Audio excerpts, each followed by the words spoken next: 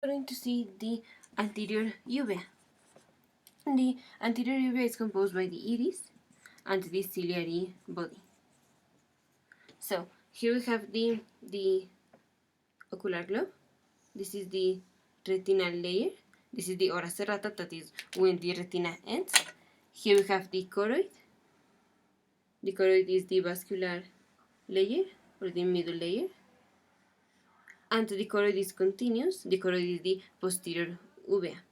And the ciliary body and iris are the anterior uvea. So the choroid is continuous with the ciliary body, here ciliary body, and with the iris. So now these are the structures that we're going to see.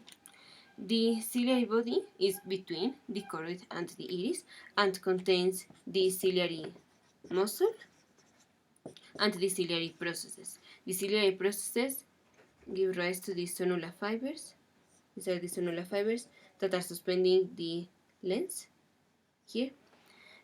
And they are involved on the parasympathetic pathway that is involved on the near reflex. So when there is parasympathetic input, there will be contraction of the ciliary muscle and the lens will take a round shape and we will be able to see something that is near.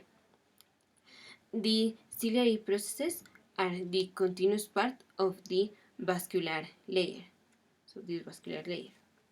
The other, that is the stroma and ciliary muscle. The ciliary muscle has radial or oblique, circular, and longitudinal fibers. And when this contracts is the contraction of the ciliary muscle and then the round shape of the lens. Additionally, the ciliary muscle and ciliary processes are covered by two-layer epithelium, the pigmented epithelium and non-pigmented epithelium. This will be continued with the epithelium of the iris, and the ciliary body also secretes the aqueous humor and is involved on the blood barrier of the ocular globe. So here are a lot of tight junctions, and the reticular endoplasmic of the cells is very large with the Golgi apparatus also. Now the iris has the pigmented epithelium, posterior pigmented epithelium, and anterior pigmented epithelium. The posterior pigmented epithelium has more melanin than the anterior, so this is principally the one that is going to give the color of the iris.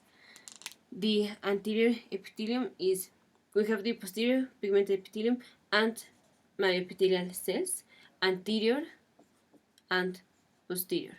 Anterior are also the basal cells and posterior are the apical cells.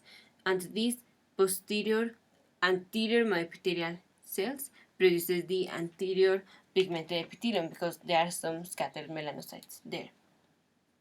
And the others are the regenerative layers and involved on the sonula fibers, the extension. So the posterior epithelium of the iris is continuous with the pigmented epithelium of the ciliary body, and the non-pigmented epithelium of the ciliary body is continuous with the anterior pigmented epithelium of the iris. And the anterior pigmented epithelium of the iris is continuous with the pigmented epithelium of the retina, and the posterior pigmented epithelium of the iris is continuous with the neuroretina. The iris also has the extension of the stroma of the muscle, that is the pupillary dilator muscle in longitudinal layers like this, and in circular layers is the sphincter of the pupilla.